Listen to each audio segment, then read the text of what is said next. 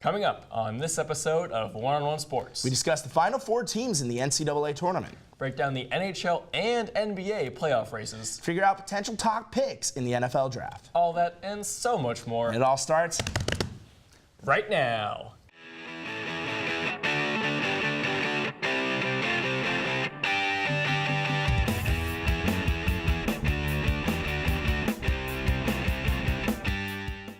Hello and welcome to this episode of One-on-One Sports. I'm Matt Holzapfel. And I'm Andrew Vendelis. A lot happened this past weekend in the world of sports, but before we get started, let's step up to the plate for the quick hitters. Los Angeles Lakers have officially decided to shut down superstar LeBron James for the remainder of the season. This comes after James has reportedly been battling a bad groin injury all season. Matt, is this the right move and should it have been made earlier or not at all? It should have happened earlier, for sure, because the Lakers were eliminated on March 22nd after a loss to the Brooklyn Nets, and why play him after that? But here's why, and I know why they did it. If you shut down LeBron James, you are effectively saying that every game from here on out doesn't matter. And while that is true, you're saying that to your fans, the paying customers going to the games and buying tickets. And who do they want to see? LeBron James. But exactly. Also, why would they go to a game that you are saying yourself doesn't matter? Look, I get LeBron wanted to compete. He said himself, and Luke Walton said that he wanted to play, but why? Why did you want to play? I agree. They should have shut him down even earlier, the minute when Lonzo and company got hurt as well. I know that's kind of a bad opinion, but it was the first downside of the Lakers season where we went, oh crap, these guys are in trouble.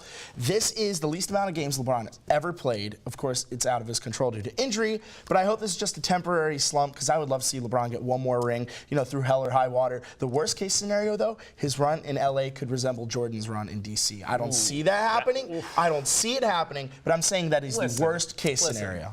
LeBron James had a fantastic season, right? Yes, he played the career low game, but he had the worst injury of his career. He's not on that level yet. I know. I'm just saying I don't want it to get there. I don't think it will. I'll agree with that. The New York Giants are reportedly not ruling out a plan to extend quarterback Eli Manning through the 2020 season. And is this move a head scratcher, or does Eli still have more to prove? I don't know why the heck the Giants would do this. I don't know. David Gettleman is burning the city of New York down to the ground, and he does not care what the New Yorkers, the Yonkers think. Just bite the bullet on Eli because you might as well blow everything up. That's just my opinion. I'm sorry. I agree with most of the stuff you said, except the answer to the question. Of course, okay. It makes total sense. And look, who are the other quarterbacks on their roster right now? Alex Tanney and Kyle Lauletta. Maybe Dwayne Haskins. Maybe Josh Rosen. I'm going to get there. Look. The answer is truly it depends. If they draft a quarterback, which they should at 6 or 17 or wherever, then it's like, okay, maybe they don't have to re-sign Eli Manning. However, even if they do, if you keep Eli, he doesn't have to start year one. Even if he does start year one, he can learn from Eli. No matter what, having Eli Manning on your roster is not hurting them. I mean, OBJ's gone, Golden Tate. What? Eli doesn't have any real threats. They're not making the playoffs. Don't get me wrong. They're not making the playoffs. I was going to say, what do you expect to get out of Eli? Because he's not going to give you another NFC East title. He's not even going to get you a Super Bowl. No, so what's the goal then with keeping him being a mentor? No. Are they going to make the playoffs with him? Not with that roster. But is he still better than any of their other options until the draft? Yes. Because you have to have someone to say, look, you're a rookie, you can learn from this guy. But why Whether or not that? The rookie quarterback starts, you learn from him. And look, I'm already worried, and you said this about David Gettleman, he's blowing up the whole thing. The Giants had the 6th and 17th overall picks. He said, quote, we're taking the best available player. That doesn't mean a quarterback. Should it be? Absolutely. Yes. But it might not be. It should be, absolutely. I mean, I just think it's time to move on. But if Eli does, re-sign or whatever they do, at least maybe he can teach the new quarterback how to beat the Patriots. That's the one thing he knows how to do. That's true. New Arizona Cardinals head coach Cliff Kingsbury is planning on installing a new practice policy by allowing players to take cell phone breaks. Matt, is this a smart move or is it something that could backfire? Look, there's a reason that the other teams in the NFL don't do this. It's because cell phones are a distraction. They are. Now, I get that Cliff Kingsbury did this at Texas Tech, and it worked. And he's saying, oh, those guys were 20, 21. These guys are 25, 26. The average age for an NFL player is 25. That's fine. But there are 100 times more distractions in the NFL than in college. And that's saying something because college has a lot of distractions, as we know. But in the NFL, if you can't handle being away from your phone for 2 to 3 hours, you're not ready for that stage. I agree. It's fine that they get breaks, but cell phone breaks, that takes them out of the game mentally. Even physically, obviously, you're looking down at your screen. You're not paying attention to anything that could go on. You're not strategizing or anything. The Cardinals, I know, but still, during practice, but The Cardinals are also a team in major flux, so why do they need another distraction? It could be representative of how Kingsbury's coaching style will be. It could be lazy, uninspired, and managing of players' time in the worst way. Cliff Kingsbury was a very good college coach, and although Texas Tech wasn't always good, he developed a lot of good quarterbacks, Baker Mayfield, Patrick Mahomes, just to name a few. Yeah. I'm not going to say he's wrong until we see it happen. I disagree with it. I don't think it will work, but that doesn't mean it won't work. Yeah, but what's the upside on this? They could just get more, level heads getting out of practice. He's right about this. He said that players of this age get distracted. They need breaks. They need mental breaks because they're already thinking about what's on social media. They want to see it. Yeah. You never know. I just don't think it's a good idea, personally. It hasn't been an easy season for the Alliance of American Football. A lack of funding, big-name players, and attendance have been roadblocks for the league. But only 7 games into a 10-game season, and the AAF may be facing its biggest setback yet, suspending all operations indefinitely as of Tuesday afternoon. Andrew, if this is true, is this the end of the AAF, and what went wrong?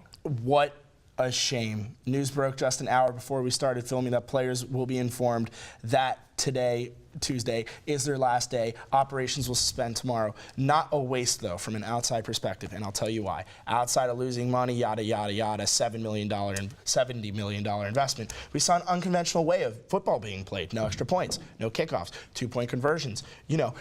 Ball to 25, 4th and 12 for an onside kick. It was like pickup football, but on a bigger scale. I loved it. I think that it's a shame that it never took off, but at the same time, if other leagues can take pointers from the AAF, I think there's some major upsides here. And it had decent viewership at one point. I think it was the same night as an NBA game, and it outranked them on TNT, which is fantastic. It drew 30,000 people to a game in the Alamo Dome. Learned what everybody else already knows. You come at the NFL, you best not miss, and they missed by a long shot. Look, they had decent players. They had decent brand recognition, and fan bases built up already.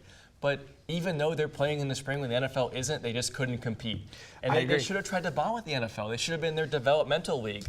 It didn't take off because it was doomed to crash the minute they thought that they could become a minor league for the NFL. The NFL knew they wouldn't profit off of it, and some parts of me think that while the AAF was really shooting for this goal, they knew this too. On a side note, for the XFL, this is Vince McMahon's biggest victory over a sports rival since he bought out World Championship Wrestling in 2001. I had to get that one in there, okay? But either way, the XFL, good pointers for them in the spring league. Segue. So the AAF was currently being sued by a former member of the founding committee who said that they took his ideas and then pushed him out. He released a document that said they were wanted to approach Vince McMahon for usage of the XFL name.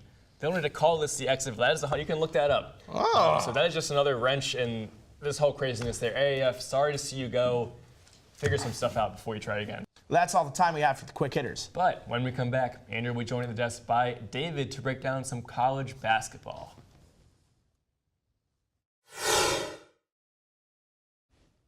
We are less than a week away from the end of the NCAA basketball season. There were some sweet surprises and elite upsets, and I'm here with David Flint to get their final thoughts on the chaos that is March Madness. So David, what was the biggest disappointment of a team this season? There are a couple great picks, but I don't know how you can't say it's North Carolina. I mean, this team, a bunch of people expected all ACC, all Tobacco Road final in Duke, North Carolina, which could have very easily happened, but they ran into the buzzsaw that was the Auburn Tigers, gave up 17 threes and 97 points. So much so that Roy Williams said in his post-game press conference, "I'm never using that halftime speech again because it sure as the Dickens didn't work." Wow. That was his wording. Yeah, that one really screwed up my bracket personally. I don't know. I think it screwed up a few million brackets. Few million. Yeah. Do you have any runners-up for disappointments of a team, though, other than UNC? I'm going to say Kansas just because Kansas's track record in this tournament is impeccable.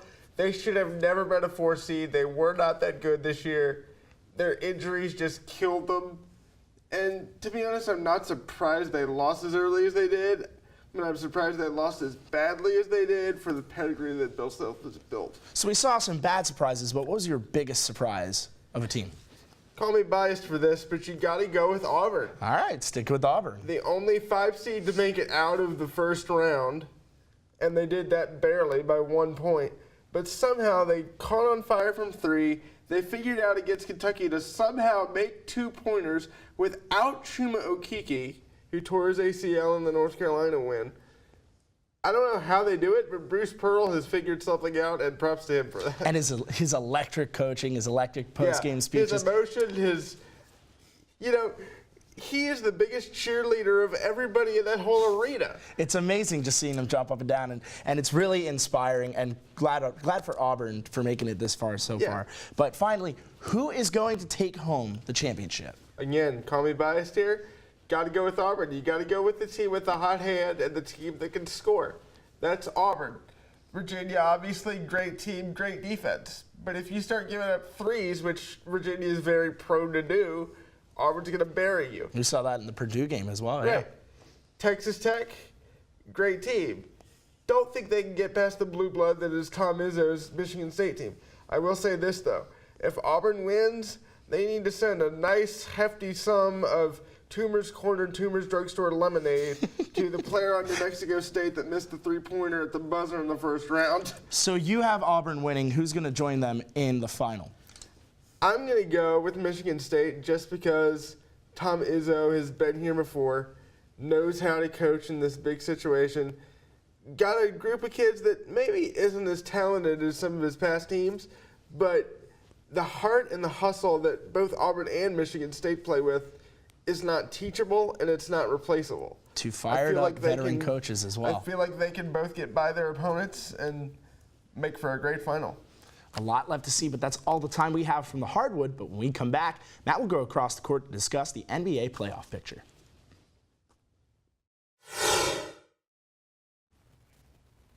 We are less than 2 weeks away from the start of the NBA playoffs, and while there are still a few spots that have yet to be locked up, the playoff picture is coming into focus.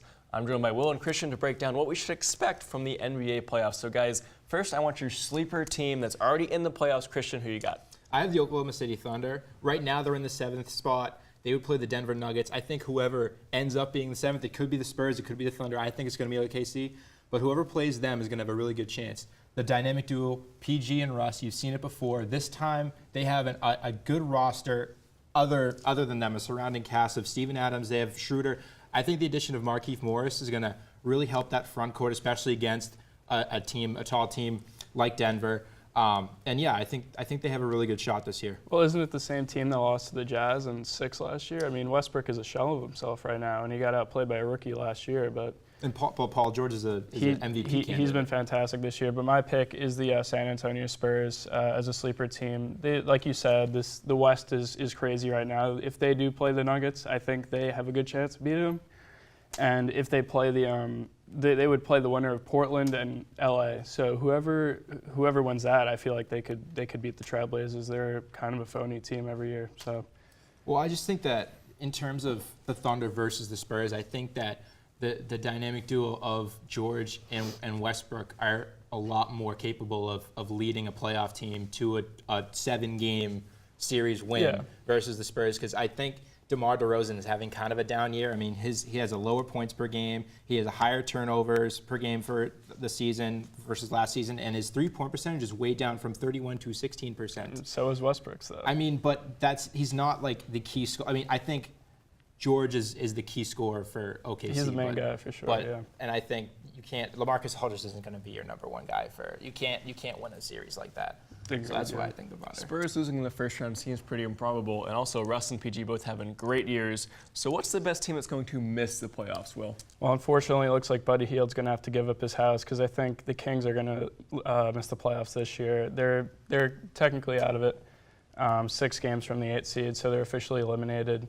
But they have a great young core going forward. Marvin Bagley, Buddy Hield, and De'Aaron Fox are a fantastic core. I think maybe next year they'll make the playoffs, but in a West that's so good right now, it doesn't look. They're not gonna. If they were in the East, they'd make it though. So they had a good year. I mean, I think it's clearly the LA Lakers. I mean, what a disappointment. Again, we keep talking about this, but I keep having to bring it up over and over again. LeBron James, if he wasn't out for that stretch, I think we would be having a different conversation about this. Lonzo Ball as well. Hopefully he switches shoes. Yeah, looks like I mean, Brandon Ingram, hopefully he comes back and is ready to take on next year, and we'll see what happens with the additions in the offseason. But I think the Lakers, even in their shape right now, were probably the best team to miss. Yeah, they were very good when their top 3 players were all healthy this year. LeBron, Ingram, and Lonzo. They were in the 4th spot before LeBron gets injured on Christmas Day. it's all downhill from there. But Yeah. I do think they'll make the playoffs next year at least. Yeah, another team would be the Wizards too. If John Wall didn't get injured again, we're talking about injury. Yeah. And yeah, I think they'd have a great season with. They have Trevor Ariza, Bradley Beal, John Wall, Parker, Howard. They have a lot of Yeah, good they have a good players roster. there. Yeah. Yeah, so next year is going to be A lot of roadblocks for the Lakers. Quickly before we go, who's playing in the finals? It's going to be 2 teams. Will? Warriors, Bucks. Bucks, That's all what I right. got. I Warriors, got Bucks. Warriors, Raptors. All right, I like Okay. those 2 picks. Well, by this time next week, we will know which teams are matching up for round 1 of the playoffs. For now, let's head over the ice to break down the NHL playoff race.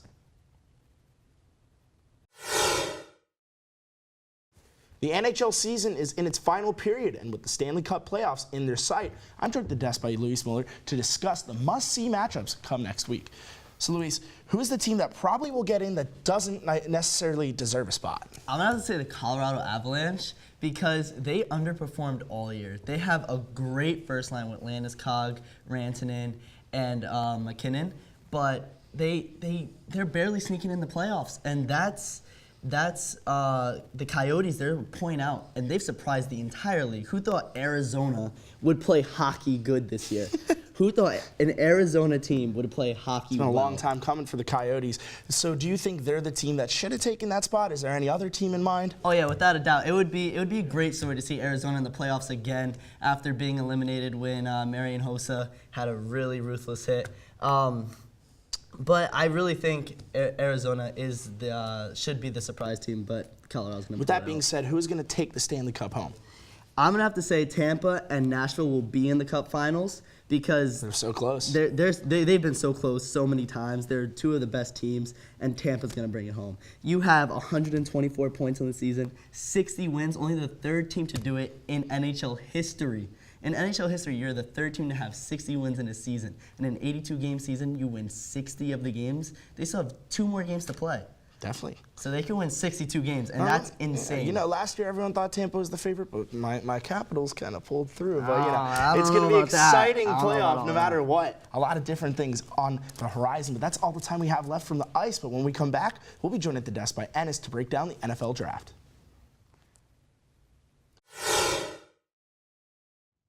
The NFL draft is quickly approaching, and teams are starting to do their homework on some of the top athletes in this year's class.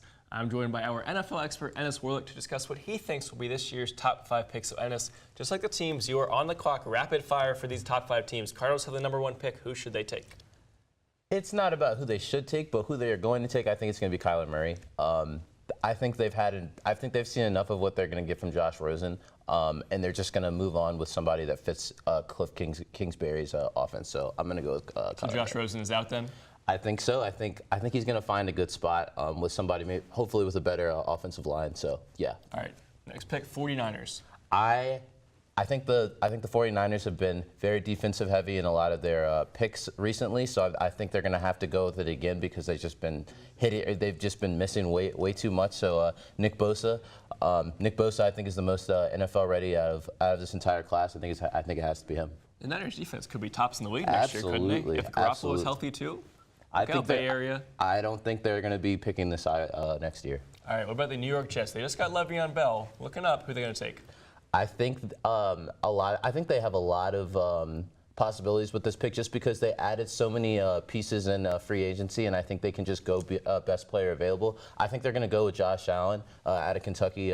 They already have a great inside presence with Leonard Williams on the inside of that defensive line. So why not go on the outside with Josh Allen, a great pass rusher, and I think he's really going to help that defense. The Jets used to have a great defensive line, kind of diminished in the last few years. Let me ask you about Absolutely. the offense, though. Sam Darnold and Le'Veon Bell, is that a tandem that could be tops in the league in terms of QB running back? I absolutely think so, and I think you need to look at who they added or who they brought back in free agency and who they added on the offensive side of the football. So I think that Le'Veon Bell is really going to help that offense. It's hard to see a team getting worse when you add Le'Veon Bell, right? Absolutely. All right, let me give you your Raiders. Who are they taking? My Raiders. I think they need to go with Quinnen Williams out of Alabama. He's such a disruptor on the inside there. Of course, we need pass rushing help, and we need it on the outside. Obviously, Khalil Mack is no longer there. But I think on the inside, I think he's really going to help us. They get a lot of draft picks in this draft. And we have a lot of holes we need to fill, so works out. Receiver's not one of them, though. Got Antonio Brown. All right, the last team in the top 5, the Tampa Bay Buccaneers.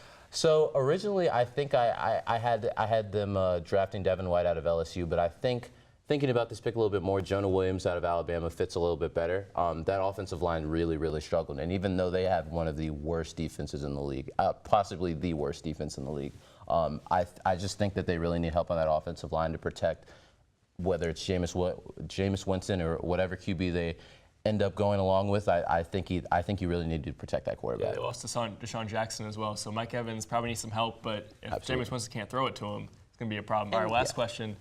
Out of all those top 5 picks, who's going to be the most successful? We play future predictor here for us. Well, I think the easy pick would be Nick Bosa, just based off the fact that his brother is Joey Bosa, and both of them. This is going to be in Game of Thrones, by the way, which is phenomenal. Exactly. I love that. Exactly. But Nick Bosa, I think, is very NFL ready. Also, I think Quinnen Williams, not to be biased, but I think he is also very NFL ready.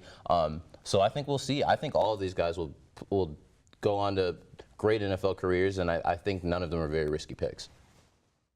Really quickly before we go, if one of these top 5 teams is going to make a surprise pick out of nowhere that no one expects, which team will you think it would be? I don't know if they're going to have. You know what? I think the Raiders might be the surprise pick, and I think Gruden just loves QBs. I think that would be the surprise pick. He loves Derek Carr, but I really think that he's going to fall. He might fall in love with one of these QBs. Now, do I think that's the right pick? No, but I think he might do it. All right, well, that's all we have from the draft for. We cannot wait to see how those picks turn out in late April. When we come back, Andrew and I will be here to discuss the most thrilling March Madness moments of all time. In the midst of the craziness that comes with March Madness, heroes emerge and legends are born. That being said, Matt, I'll discuss the most iconic March Madness moments of all time. So Matt, give it to me. So I've mentioned this on the show before, and it's for good reason. So in 1983, the NC State Wolfpack shocked Houston in the national title game. This is Houston's Phi Slamma Jamma. They were 31-2, 26 straight wins. NC State beats them 54-52. This was a shot. Derek Wittenberg throws up a long prayer, misses by a mile. Alendro Charles rebound, dunks it in. Jimmy V running around the court trying to find someone to hug. It was the greatest upset in national championship game history. Jimmy V, his legacy from that game and his life lived on forever. Go watch the game if you haven't seen it. We'll talk more underdogs as well. And this is a little unconventional, maybe not one of the greatest, but one of the greatest stories in tournament history. George Mason in 2006, making it to the Final Four. They eventually fell to Billy Donovan's Florida Gators, who went on to win the whole thing. It was a good team, Florida. They lost, 73-58, but they won every game by under 10 points. It was an exciting run. An 11 seed took down Michigan State, UNC, Wichita State, and #1 seed UConn en route to a Final Four appearance. It's a run we may never see in March Madness again for a very long time. And it's interesting because this year we got to the Sweet 16 or the Elite Eight, and there were no teams lower than 5. Auburn was the 5 seed, and that was it. So not really any Cinderellas this year, but everyone loves March Cinderella Madness story. is OP. Changed my mind. Well, there's the final whistle. That's all we have for this episode of One-on-One Sports. Thank you to all of our producers, crew, talent, and you, the viewer, for tuning in. If you like what you saw and you want to see more, be sure to check us out on YouTube, Facebook, Instagram, and Twitter, all at One-on-One Sports. That's all from us here in the studio. So until next time. Whose side are you on?